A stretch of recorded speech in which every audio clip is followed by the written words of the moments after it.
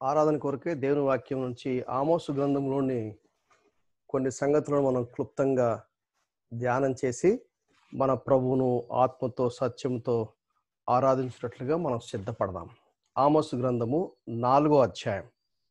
మీ Bible తెరిచి ఆమోసు గ్రంథము 4వ అధ్యాయము 4వ వచనం నుండి చివరి వరకు నేను చదువుతాను. దయచేసి మీరు గమనించవలసిందిగా మనవి చేస్తున్నాను. బేతేలునకు వచ్చి తిరుగుబాటు చేయుడి, గిల్గాలునకు పోయి మరి ఎక్కువగా తిరుగుబాటు చేయుడి. ప్రతి ప్రాతకాలమున బలులు తెచ్చి 3 దినములకు ఒకసారి దశమ భాగములు తెచ్చి అర్పించుడి. పులిసిన పిండితో స్తోత్రార్పణను అర్పించుడి. స్వేచ్ఛార్పణను గూర్చి చాటించి ప్రకటన చేయుడి.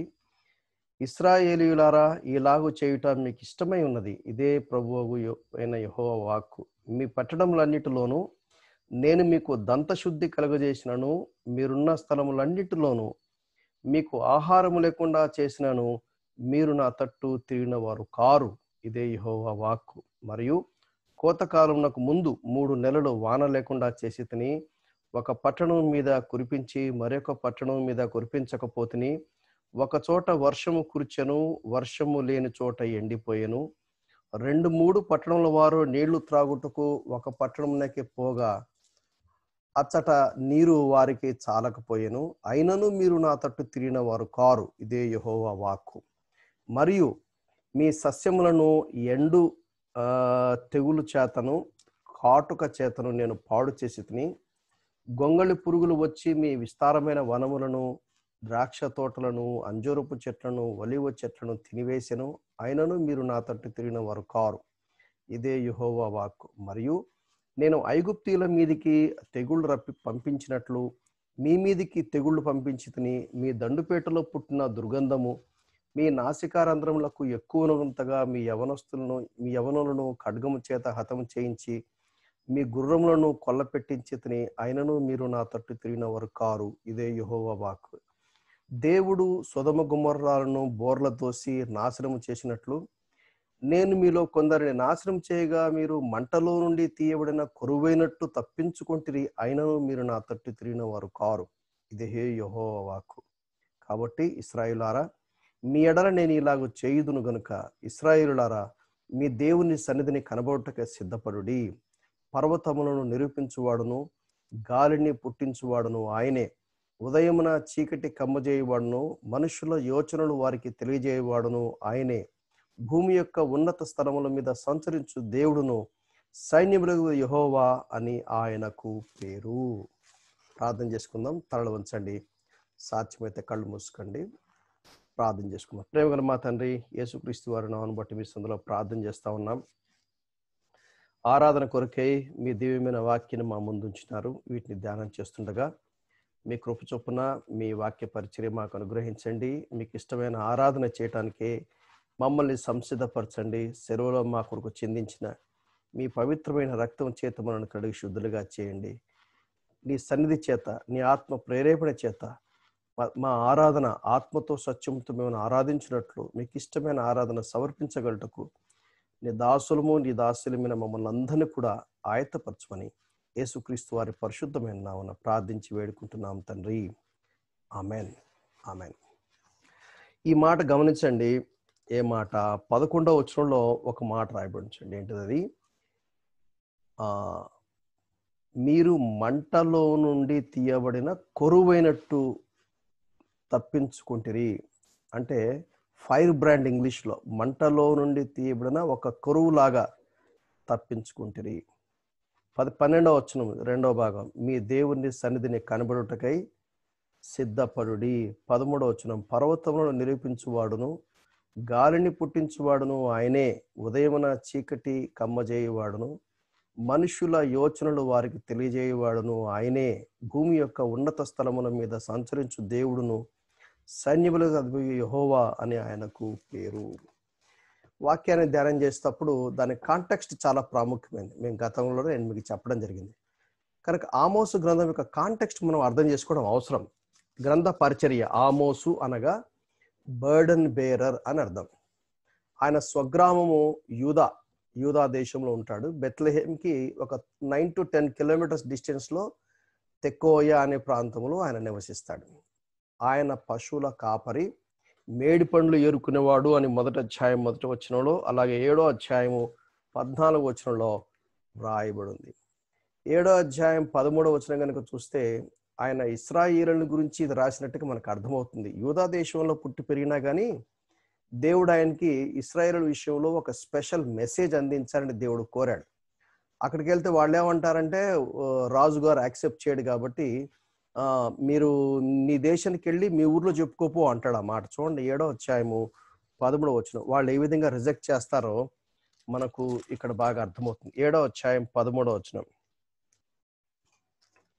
12వ వచనం. మరియు అమజ్యా ఆమోసుతో ఇట్లను, దీర్ఘదర్శి తప్పించుకుని యూదా దేశమునకు పారిపోము, అచ్చటనే భత్యము సంపాదించుకొనుము, అచ్చటనే నీ వార్త ప్రకటించుము. బేతేలు రాజు యొక్క ప్రతిష్ఠిత స్థలము, రాజధాని పట్టణమైనందున నీవిక దానిలో నీ వార్త ప్రకటన చేయకూడదు. They have rejected the prophet. మీ ఊర్లో చెప్పుకోపో అన్నారు మన భాషలో చెప్పాలంటే. ఆయన యెరోబాము 2 అనే ఆ రాజు పరిపాలన, ఇశ్రాయేలునేమో పరిపాలిస్తుంది యెరోబాము 2, అలాగే యూదా రాజ్యాన్నేమో పరిపాలిస్తుంది ఉజ్జియా. బహుశా 791 to 750 అంటే దాదాపు అశ్షూరీయులు వచ్చి ఇశ్రాయేలును చెరగా తీసుకుని పోక మునుపు ఒక 50 ఏళ్ల క్రితం ఆయన చెప్పినట్టుగా మనం భావించవచ్చు. ఈ ఆమోసు గ్రంథం యొక్క సమకాలికులు యోనా ప్రవక్త, హోషేయ ప్రవక్త, యెషయా ప్రవక్త సమకాలికులుగా ఉన్నారు అని మనం చెప్పొచ్చు. ఆమోసు ప్రకటన ఆ 1వ అధ్యాయము 1వ వచనం నుండి 2వ అధ్యాయం 3వ వచనం కనుక చూసినట్లయితే దేవుడు ఇశ్రాయేలీయుల చుట్టూ ఉన్నటువంటి దేశాలపై తీర్పు తీరుస్తున్నట్టుగా మనం చూడొచ్చు. మనం ఇశ్రాయేలు పటం కానీ యూదా పటం ఎప్పుడు మన మైండ్లో పెట్టుకోవాలి, లేకపోతే పాత నిబంధన మనకు సరిగా అర్థం కాదు. ఇది ఇశ్రాయేలు దేశము, ఇది యూదా దేశం. వారు చుట్టూ ఎవరెవరు ఉన్నారు? ఇశ్రాయేలీలేమో నార్దర్న్ కింగ్డమ్, యూదానేమో సదరన్ కింగ్డమ్, అదేమో ఉత్తరం నార్త్, ఇదేమో సౌత్లో ఉంటారు. ఈ తీరు టైర్ అండ్ సిడోన్ వాళ్ళేమో ఇశ్రాయేల్ దేశానికి ఇంకా నార్త్ సైడ్ ఉన్నాడు. ఈ సిరియా అనేదేమో ఇశ్రాయేల్ దేశానికి నార్త్ ఈస్ట్లో ఉంటారు.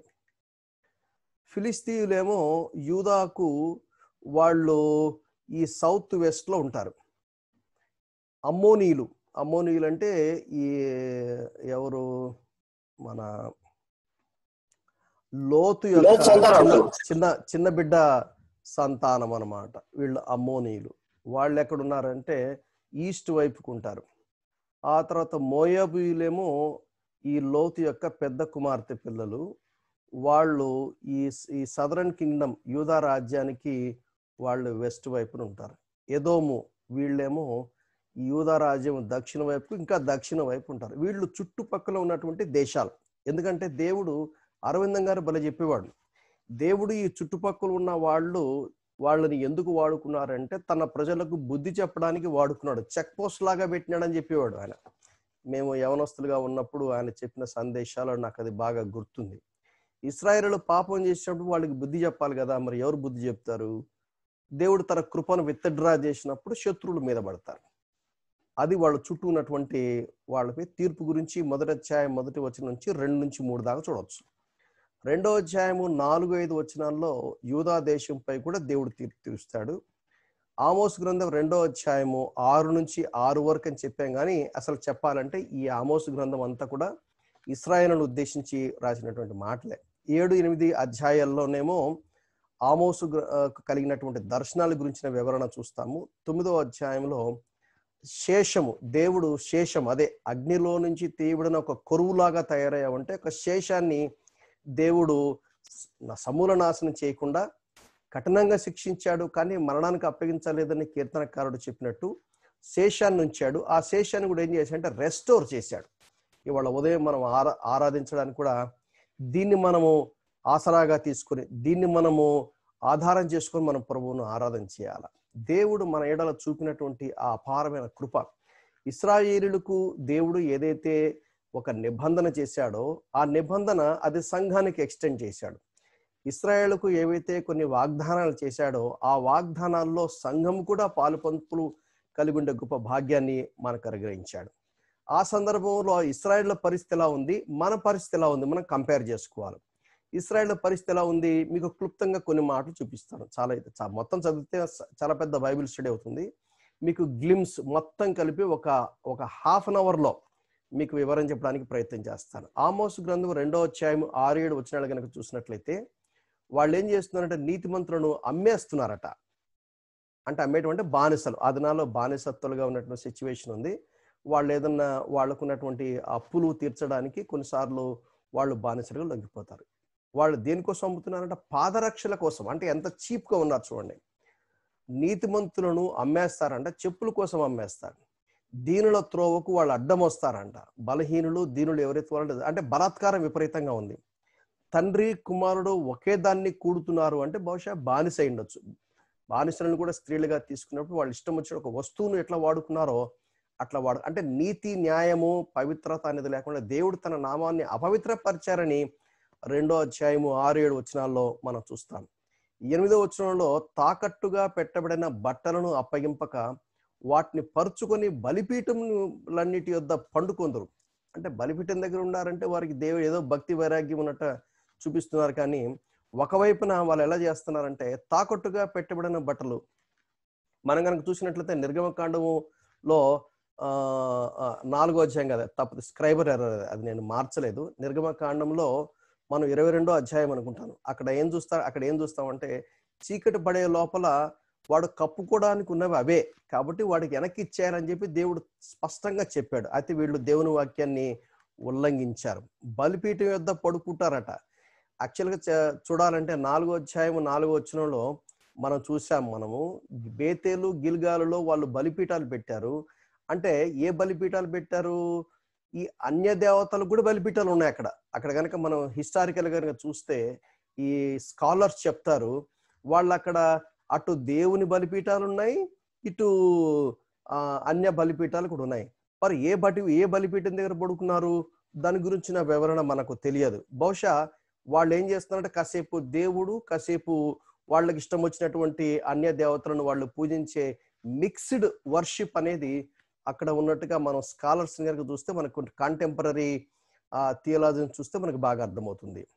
వారు తమ దేవుని మందిరంలోనే వాళ్ళు పానం చేస్తారంట. అదే ఇర్మియా గ్రంథం 35వ అధ్యాయంలో ఇర్మియా ప్రవక్తతో దేవుడు అంటాడు, వాళ్ళ పితరులు చెప్పారట. ఏమని చెప్పారంటే ద్రాక్షారసం పానం చేయొద్దన్నారు. వాళ్ళు చేయలేదు. ఒక ప్రవక్త చెప్తే కూడా మేము చేయమండి, మా పితరులు చెప్పారు, మా పితరుల మాటకు మేము లోబడి ఉన్నామని చెప్పి దేవుడు ఇశ్రాయేలులకు బుద్ధి చెప్తున్నాడు. చూడు వాళ్ళని చూసి నేర్చుకోండి అంటున్నాడు. వీళ్ళే దేవుని మందిరంలోనే ద్రాక్షారసంతో పానం చేస్తున్నారు. అది కూడా ఎటువంటి సొమ్మది, జుల్మానా సొమ్ముతో వాళ్ళు చేస్తున్నారు. దీన్ని బట్టి చూడండి వాళ్ళకున్న భక్తి ఎటువంటి భక్తో, వాళ్ళకున్న ఆరాధన ఎటువంటి ఆరాధన, వారికి ఉన్నటువంటి స్థితిగతులు చూస్తే వాళ్ళు ఎటువంటి పరిస్థితులు ఉన్నారో మనకు అర్థమవుతుంది. 2వ అధ్యాయం 12వ వచనం చూసినట్లయితే నాజీరులకు ద్రాక్షారసం తాగిచ్చారట.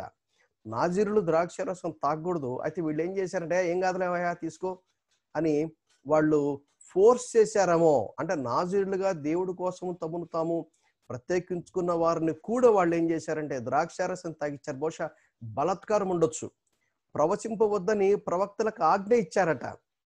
అంటే దేవుని యొక్క వాక్యం వింట మనకి ఇష్టం లేదు, దేవుని వాక్యానికి విధేయత చూపే పరిస్థితి కాదది. ఈ సెల్ఫ్ స్టైల్ వర్షిప్ అనేది అక్కడ మనం చూస్తాం. 5వ అధ్యాయం 7వ వచనం, న్యాయమును అన్యాయమునకు మార్చి నీతిని నేలకు పడేవే వారలారా.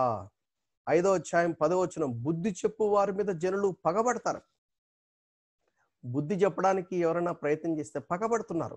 ప్రవక్తలను నువ్వు వాక్యం చెప్పాల్సిన అవసరం లేదని నోరు మూపిస్తున్నారు. నీతిని అన్యాయంగా మార్చేస్తున్నారు. యథార్థంగా మాట్లాడే వారిని అసహించుకుంటారు. అంటే కరెక్షన్ వాళ్ళకి ఇష్టం లేదు, వాళ్ళకి దేవుని వాక్యం ఇష్టం లేదు, కరెక్షన్ ఇష్టం లేదు, వాళ్ళు ఇష్టం వచ్చినట్టుగా వాళ్ళు జీవిస్తూ ఉన్నారు. 5వ అధ్యాయం 11వ వచనం, దోష నివృత్తికి రూకలు పుచ్చుకొని నీతిమంతులను బాధ పెట్టుచు బీదవారిని అన్యాయం చేస్తా ఉన్నారు. 12వ వచనం దేవుడు అంటున్నాడు, మీ అపరాధములు మీ పాపములు విస్తారమైనవి ఘోరమైనవి, దరిద్రుల యుద్ధ పంట మోపులను పుచ్చుకొనుచు వారిని అణగుదురు. ఏంటి పంట మోపులను పుచ్చుకోవడం అంటే ఇంగ్లీష్లో కనుక చూస్తే they take bribe and they turn aside the poor. అది వాళ్ళ పరిస్థితి. 6వ అధ్యాయం 1వ వచనం, ఇశ్రాయేలు వారికి విచారకర్తలు, జనములలో ముఖ్య జనము, పెద్దలు నిర్విచారముగా నిశ్చింతగా ఉన్నారు. యోసేపు సంతతి వారి కలిగిన ఉపద్రవమును గూర్చి చింతించారు. పోనీ నాయకుల పరిస్థితి ఎలా ఉంది, జడ్జెస్ పరిస్థితి ఎలా ఉంది, జనంలోను ముఖ్యమైన వాళ్ళు ఎలా ఉన్నారంటే పట్టినట్టుగా ఉన్నారు. ఆ రోజు కనుక జాగ్రత్తగా పరిశీలిస్తే చాలా లగ్జూరియస్గా ఉన్నారు. వాళ్ళేమో చాలా హ్యాపీగా ఉన్నారు. నాయకులు ఎంత లగ్జూరియస్గా, ఎంత హ్యాపీగా ఉన్నారంటే చాలా చక్కగా వివరిస్తాడు. న్యాయం గురించి పట్టించుకోరు, దేశంలో జరుగుతున్నటువంటి పరిస్థితుల గురించి ఏమాత్రం పట్టించుకోకుండా వాళ్ళ స్వార్థపరులై. ఇప్పుడు చూడండి, అటు నాయకులు ఎట్లా ఉన్నారు, ఇటు అంటే ఆధ్యాత్మికమైనటువంటి నాయకులు అట్లే ఉన్నారు, పొలిటికల్ లీడర్స్ అట్లే ఉన్నారు, రిలీజియస్ లీడర్స్ అట్లే ఉన్నారు, ప్రజలు అట్లే ఉన్నారు. నీతిమంతులు, పేదవాళ్ళు, దరిద్రులు మాత్రము విపరీతమైనటువంటి శ్రమల గుండా వాళ్ళు వెళ్తున్నారు. 6వ అధ్యాయం 7వ వచనంలో క్లుప్తంగా దాన్ని అంతా క్రోడీకరించి చెప్పినట్లయితే ఈ మాట మనకు సరిపోతుంది. ఎలా ఉన్నారంటే వాళ్ళు, యాకోబు సంతతి వారికి ఉన్న గర్వము నాకు అసహ్యం. గర్విష్ఠులు అంట వాళ్ళు. ఏ స్థాయికి వచ్చారంటే 6వ అధ్యాయం 12, 13 వచనాల్లో మనం చూస్తే, మా శక్తి చేతనే బలము తెచ్చుకుందామని చెప్పుకుని మీరు వ్యర్థమైన వాటిని బట్టి సంతోషించు మీరు. ఇది క్లుప్తంగా చూడాలంటే ఆ దినాల్లో ఉన్నటువంటి పరిస్థితి. అందుకనే దేవుడు ఇశ్రాయేలు మధ్యకి ఆయన తన ప్రవక్తను పంపిస్తున్నాడు. ఆమోస్ ప్రవక్త ఏమంటున్నాడు, మీరు కనుక చక్కదిద్దుకోకపోతే నేను మీ మీదికి కఠిన చర్య తీసుకొస్తాను, నేను మిమ్మల్ని శిక్షిస్తాను, మిమ్మల్ని సరి చేస్తాను. అందుకనే వీళ్ళు 5వ అధ్యాయం 18వ వచనంలో వాళ్ళు ఏమంటున్నారంటే, యెహోవా దినము రావాలని ఆశ పెట్టుకుని వారులారా మీకు శ్రమ. అంటే మన భాషలో చెప్పాలంటే ప్రభు రాకడ కోసం సిద్ధపడుతున్నామని చెప్తూనే ఉంటారు, కానీ వాళ్ళు చేసేవి చేస్తూనే ఉంటారు. అదనట్టు వాళ్ళు అదే చేస్తా ఉన్నారు. యెహోవా దినము, the day of the Lord. Jehovah దినం రావటం మీకేం ప్రయోజనము అంటే అది వెలుగు కాదు, అంధకారం. అశరీరులు వస్తారు, వాళ్ళు వచ్చి మిమ్మల్ని దండిస్తారు, మీరు బాగుపడండి, చక్కదిద్దుకోండి. నేను మరలా మీకు ఒక మాట చెప్తున్నాను, మర్చిపోకండి. దేవుడు ఎప్పుడైనా తన ప్రజలను శిక్షించక మునుపు ప్రవక్తను పంపిస్తాడు. వాళ్ళు ప్రవర్తనను చక్కదిద్దుకోవడానికి అవకాశం కల్పిస్తాడు. అయితే వాళ్ళు కనుక దేవుని తీర్పు వాళ్ళ మీద పడిందంటే దాని బాధ్యత వాళ్ళ మీదే. ఎందుకంటే వాళ్ళు తిరుగుబాటు చేశారు, అంగీకరించలేదు, యాక్సెప్ట్ చేయలేదు.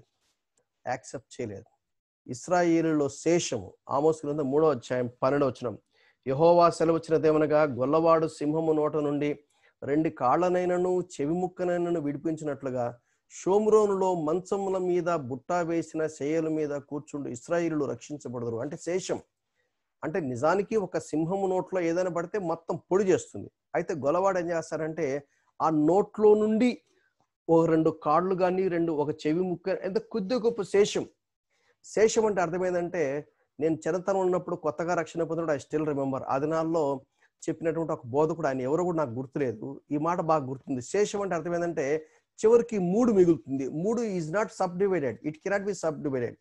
5 ఆడ్ నెంబర్ ఉందనుకోండి, 5 కెనాట్ బి సబ్ డివైడెడ్. 7 మిగిలింది అనుకోండి, 7 కెనాట్ బి సబ్ డివైడెడ్. 11 మిగిలింది అనుకోండి, 11 కెనాట్ బి సబ్ డివైడెడ్. యాక్చువల్గా శేషాన్ని, అందుకనే కొత్త నిబంధన చిన్న మంద అని అన్నాడు. చిన్న మంద. ప్రియమైన సహోదరి సహోదరులారా, ఆ చిన్న మందలో, ఆ శేషంలో నీవు నేను ఉంటాం అనేది గొప్ప భాగ్యం. అందుకనే మీ దేవుని సన్నిధిని కనపడడానికి సిద్ధపడండి. ఆమోసు 4:12. ఆమోసు గ్రంథానికి కేంద్రీకృతమైన వచనం ఏంటిది అంటే ఈ మాట చెప్పచ్చు, మీ దేవుని సన్నిధిని కనపడడానికి సిద్ధపడండి. దేవుని గురించిన వివరణ ఆమోసు గ్రంథం 4వ అధ్యాయం 13లో ఆయన చెప్పిన మాట చూడండి. దేవుని సన్నిధిలో కనపడడానికి ఎట్లా సాధ్యమైంది? దేవుని సన్నిధిలో ఒక వ్యక్తి ఎలా కనపడతాడు? పాపము చేత, అపరాధముల చేత చచ్చిన స్థితిలో ఉన్న మనము, పాపమును బట్టి దేవునికి దూరమైన మనము, పాపమును బట్టి దేవునికి ఉగ్రత మన మీద ఉండగా ఎట్లా సాధ్యమవుతుంది అంటే దేవుడు తన నీతిని బట్టి, తన న్యాయాన్ని బట్టి ఆయన శిక్షించాల్సిందే, ఆయన ఖచ్చితంగా పనిష్ చేయాల్సిందే. ఎందుకంటే దేవుని యొక్క హోలీనెస్ డిమాండ్స్ జస్టిస్. ఆయన పర్వతమును నిర్మించువాడు, గాలిని పుట్టించువాడు ఆయనే. ఉదయమున చీకటిని కమ్మజేయవాడును, మనుషుల యోచనలు వారికి తెలియజేయవాడును ఆయనే. ఆయన పర్వతాలు పుట్టించేవాడు, గాలిని పుట్టించేవాడు ఆయన. ఒక మాట చెప్పాలంటే ఆయన సృష్టికర్త అని చెప్పాలి. ఆయన సృష్టించాడు, ఆయన he created and he is recreation అంటే 2 కొరింథీ 5:17.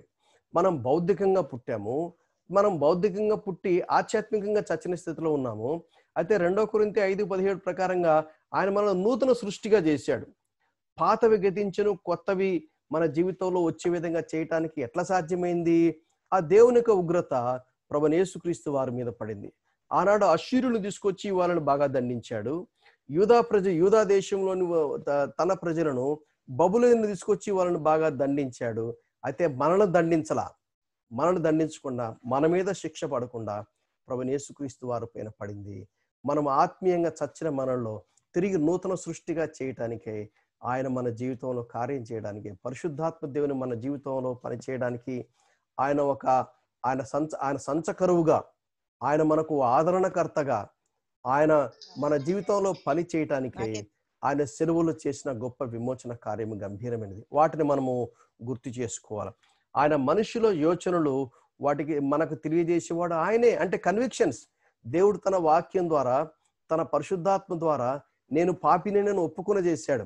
ఆయన నీతిమంతుడు పరిశుద్ధుడని ఒప్పుకుని చేశాడు.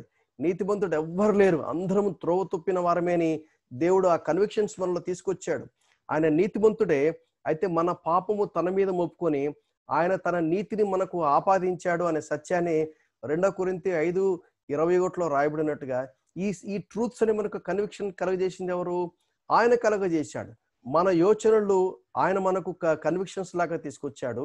దేవుని యొక్క ఆలోచనలు, దేవుని యొక్క యోచనలు కూడా ఆయన తన వాక్యం ద్వారా మనకు కన్విక్షన్స్ కలగజేశాడు.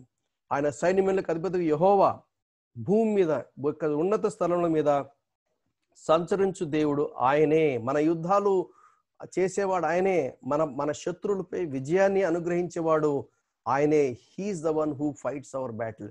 ఆయన మనకు సృష్టికర్త అని మనం ఆరాధించాలి. మనము మన జీవితంలో ఆయన రీక్రియేట్ చేస్తా ఉన్నాడు, నూతన సృష్టిగా చేస్తా ఉన్నాడు. ఎలా చేస్తున్నాడు? దేవుని యొక్క వాక్యం యొక్క కన్విక్షన్స్ ద్వారా దేవుడు తను తాను మనకు బయలుపరుచుకుంటూ, ఆయన మనకు వ్యతిరేకంగా పనిచేసే శత్రువులు చాలా మంది ఉన్నారు. మన శరీరమే మనకు ప్రప్రదమైనటువంటి శత్రువు, లోకము మనకు శత్రువు, సాతాను మనకు శత్రువు. వాటిపైన విజయవంతమైన జీవితం జీవించి ఆ శేషంలో మనం ఉండటానికే దేవుడు తన మహాకృప చూపించాడు. ఇర్మీయా గ్రంథం 18వ అధ్యాయము మొదటి 6 వచనం మనం చూస్తాం. నేను చదువుతాను చూడండి ఆ మాట. చదివితే గాని ఆయన మన జీవితాల్లో ఎలా పనిచేస్తున్నాడు అనేది మనకు బాగా అర్థమవుతుంది. ఇర్మీయా గ్రంథము 18వ అధ్యాయం. ఆయన ఒక కుమ్మరి వాని వలె ఒక కుండ మీద తన చేతిలో నుంచి జారిపోతున్న ఒక కుండని మీద ఏ విధంగా పనిచేస్తాడో ఆ విధంగా పనిచేస్తాడు. యెహోవా యుద్ధం నుండి ఇర్మీయా వద్దకు ప్రత్యక్షమైన వాక్కు. ఇర్మీయా గ్రంథం 18వ అధ్యాయం మొదటి 6 వచనాలు. నీవు లేచి కుమ్మరి ఇంటికి వెళ్ళుము, అక్కడ నా మాటలు నీకు తెలియజేయుతును. నేను కుమ్మరి ఇంటికి వెళ్ళగా వాడు తన సార మీద పని చేయుచుండెను. కుమ్మరి జగటమంటితో చేయుచున్న కుండ వాని చేతిలో విడిపోగా ఆ జగటమన్ను మరలా తీసుకుని కుమ్మరి తనకు యుక్తమైనట్టుగా తనతో మరొక కుండ చేసెను. అంతటా యెహోవా వాక్కు నాకు ప్రత్యక్షమై ఇలాగ సెలవిచ్చెను, ఇశ్రాయేలీయులారా, ఈ కుమ్మరి మంటికి చేసినట్టుగా నేను మీకు చేయలేనా? ఇదే యెహోవా వాక్కు. జగటమన్ను కుమ్మరి చేతిలో ఉన్నట్టుగా ఇశ్రాయేలీయులారా మీరు నా చేతిలో ఉన్నారు. సృష్టిని అంతా నోటి మాటతో చేశాడు. ఆయన ఆదామును తన చేత్తో చేశాడు. ఒక జగట మన్ను తీసుకొని ఆ మన్నుతో చిన్న బొమ్మ చేశాడు. తన స్వరూపాన్ని పోశాడు. పాపమును బట్టి దేవుని స్వరూపం పోయింది. అయితే యేసు ప్రభు సెలవులో చేసిన గొప్ప విమోచన కార్యం ద్వారా మరలా తన స్వరూపం మనలో రావటానికి, ఆయన లక్షణాలు మనలో రావటానికి దినదినము ఆయన మన జీవితంలో పనిచేస్తా ఉన్నాడు. యవనస్తుల మీటింగ్లో ఒక పాట పాడతారు. He's still working on me to make me what I ought to be. It took him just a week to make the moon and stars, sun అవన్నీ చేయడానికి ఒక వారం రోజులు చేశాడు. కానీ he's still working on me. ఆయన మన జీవితంలో పని చేస్తున్నాడు. He's recreating. అయితే మనం ఏం చేయాలి? We fall down at his feet and say that Lord, I worship you. 4వ అధ్యాయం 11వ వచనం. మీరు మంటలో నుండి తీయబడిన కొరువైనట్టు ఒక కొరువులాగా తప్పించుకున్నాడు. యూదా 23వ వచనంలో అదే అంటాడు. అగ్నిలో నుండి ఒక కొరువును తీసినట్టుగా మీరు లాగండి అంటాడు. తప్పుడు సిద్ధాంతాలు ఉండి అనేకులను నాశనం చేసే వారి పక్షంగా చెప్తూ, అటువంటి వారిని మీకు వీళ్ళు సువార్త చెప్పండి, అటువంటి వాళ్ళు మీరు బయటికి లాగండి, అగ్నిలోంచి లాగినట్టుగా లాగండి అంటాడు. దేవుని యొక్క ఉగ్రత, దేవుని యొక్క శిక్ష మన మీద పడి మనం సర్వనాశనం కావాల్సిన వారం. అయితే ఆయన ఏం చేశాడు? ఒక కురువులాగా అగ్నిలోంచి బయటికి లాగాడు. You are as a fire brand plucked out of burning అంటే ఈ ఫర్నెస్ లో పెడతాడు దేవుడు కొన్నిసార్లు. ఆ ఫర్నెస్ యెషయా గ్రంథం 48:10 అంటాడు, ఇబ్బంది అనే కొలిమిలో పెట్టానన్నాడు. అయితే ఆ కొలిమిలో ఆయన కూడా మనతో ఉన్నాడు. యెషయా గ్రంథం 63:9 అంటాడు, వారి యావత్ బాధలో ఆయన బాధ నొందెను. ఆయన అంటే మనం హర్ట్ అయితే ఆయన కూడా హర్ట్ అయ్యాడు. అదే ఆయన సౌలు పౌలుగా మారినప్పుడు ఆయన చెప్పాడు, నువ్వు నన్ను హింసిస్తున్నావు, నేను ఎప్పుడు హింసించాను? ఆయన సంఘాన్ని హింసిస్తే ఆయన హింసించినట్లే. అంటే మన ప్రభు మనతో ఉన్నాడు. అగ్ని లాంటి పరిస్థితి కూడా వెళ్తున్నప్పుడు కూడా ఆయన మనతో ఉన్నాడు. ఆయన మనతో పాటు he shares our pain and suffering. What a God we have. అందుకని ఈ ఉదయం మనం ఏం చేస్తామంటే, ప్రభువా నీ ఉగ్రతను బట్టి నేను నాశనం అయిపోవాల్సింది, ఒక అగ్నిలో నుంచి ఒక కురువుని బయటికి లాగినట్టుగా నన్ను బయటికి లాగి నన్ను రక్షించావు. నా జీవితంలో పని చేస్తున్నావు. నేను పాపమొట్టి కోల్పోయిన నా జీవితంలో మరలా నీ స్వరూపం రావడానికే.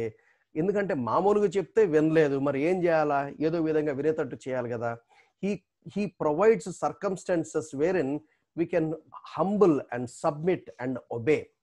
అందుకనే when we obey in normal circumstances, God will not provide abnormal circumstances. కానీ ఇదేతో చూపం కాబట్టి గాడ్ ప్రొవైడ్స్ సో దట్, ఎందుకంటే దేవుడు మనల్ని అమితంగా ప్రేమిస్తున్నాడు. అందుకనే హెబ్రీ పత్రిక 12వ రాయబడింది, ఎందుకు శ్రమలు వచ్చినాయంటే ఆయన స్వరూపంలోకి రావాలి, ఆయన పరిశుద్ధతలోకి రావాలి. కాబట్టి ఈ ఉదయం మనం ఏం చేస్తామంటే, I thank you for the suffering. బుద్ధిహీనత చేత అజ్ఞానం చేత వచ్చిన కష్టాల గురించి కదా నేను చెప్పేది. నీతిగా న్యాయంగా పరిశుద్ధంగా బతుకుతున్నప్పుడు కొన్ని శ్రమలు వస్తాయి. ఆ శ్రమలలో మనకి క్యారెక్టర్ బిల్డప్ చేస్తాడు. అందుకే ఉదయం మనం ఏం చేస్తామంటే, సెలవులో ఆయన చేసిన విమోచన కార్యాన్ని బట్టి కృతజ్ఞత చెల్లిస్తాము, ఆరాధిస్తాము. విమోచన క్రయధనంగా చెల్లించినటువంటి గొప్ప ప్రేమకి వందనాలు చెల్లిస్తాము. అదే సమయంలో మనల్ని రీక్రియేట్ చేస్తున్నాడు. దాన్ని బట్టి మనం ఏం చేస్తామంటే, మన ప్రభువును మనం ఆరాధన చేస్తాం. అగ్నిలో నుంచి తీయబడిన కొరువులాగా మనం తీయబడ్డాము. ఆయన స్వరూపం తీసుకుని రావడానికి దేవుడు రకరకాల పరిస్థితులు కూడా తీసుకొస్తూ ఆయన మన జీవితంలో కార్యం చేస్తున్నాడు. ఆయన మన పనిష్మెంట్ తీసుకొచ్చే పద్ధతులు ఎలా ఉంటాయంటే, అదే మనం 4వ అధ్యాయం మనం చూసాం. మీరు నా తట్టు తిరిగిన వారు కారు, ఆయనను మీరు నా తట్టు తిరిగిన వారు కారు, ఆయనను మీరు తట్టు. 6వ అధ్యాయం 8వ అధ్యాయం 6వ వచనం 8వ వచనం 9వ వచనం 10వ వచనం 11వ వచనం 4వ అధ్యాయం ఎన్నిసార్లు మీరు చూడండి. అంటే కరువు తీసుకొచ్చాడు, ఇబ్బందులు ఎందుకు తెచ్చాడంటే సరి చేయటానికే. అందుకని మనకి ఏదైనా ఎటువంటి ఇబ్బంది వస్తే వెంటనే ఏం చేయాలంటే, ప్రభు ఎందుకు తెచ్చావు, నన్ను ఏం చేయమంటాం అని సరెండర్ చేసుకోవటం అనేది చాలా ప్రాముఖ్యమైనది. 5వ అధ్యాయం 8-9 వచ్చినా కూడా అదే మాట మనం చూస్తాం. ఆయన ఎంత గొప్పవాడో, ఆయన క్రియేషన్లోని మహత్యాన్ని మనం చూస్తాం. ఆయన సప్తఋషి నక్షత్రములను, మృగశీర్ష నక్షత్రములను సృజించినవాడు. ఆయన కారు చీకటిని ఉదయముగా మార్చువాడు, పగటిని రాత్రి చీకటి వలె మార్చేవాడు. అంటే God is in full control. అంటే మనకొచ్చే ఇబ్బందిని, మనకొచ్చే బాధను కూడా ఆయన మేలుగా చేసేవాడు. కీడును ఆయన మేలుగా మార్చేవాడు, శాపమును ఆశీర్వాదంగా కన్వర్ట్ చేసేవాడు. అదే రోమాపత్రిక 8వ అధ్యాయం 28వ వచనం చూస్తాం. ఆయన తన సంకల్పం చొప్పున పిలుస్తాడు. మనం ఎప్పుడైతే ఆయన్ని ప్రేమిస్తామో అప్పుడు ఏదైతే మనకు వ్యతిరేకంగా ఉందో, విరోధంగా ఉందో అది మన మేలుకే చేస్తాడు. యోసేపు అన్న మాట అదే, మీరు నా మీద కీడు చేయాలని ప్రయత్నం చేశాడు, దాన్ని మేలుగా మార్చాడు.